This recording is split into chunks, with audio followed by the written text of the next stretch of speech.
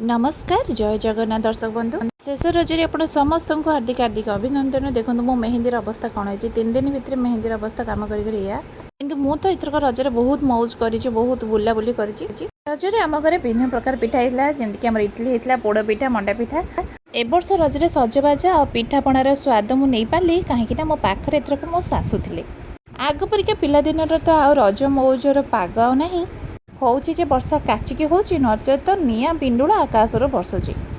एठी मो सासू मते सज कर दउचंती अलता लगे कि बोधे 4 वर्ष पर मते सज कर दउचंती मो सासू। सत कहबी सांग मैंने ए वर्ष तो सब ठीक ठाक है किंतु रज दोली रे मेन जोटा आमर रज दोली खेला जाए सेटा ही मैं ए वर्ष खेली पारलिनी कहीं जुआड़े भी गली सियाड़े खाली ओदा पानी पच पच आदा होता रज दोली रे बसिकी झुलवाटा मत कहीं ठीक लगे कहीं गचर पानी पूरा झरुला। आपण मैंने रज उत्सव केमिति पालन कले निश्चित जनइबे करुँची आर वर्ष को यही मौज यही सज यही पिठापणा को नहीं पुणी आउ थे आमको रज नुआ करके भेटिदेव। रहुची जय राधे कृष्ण।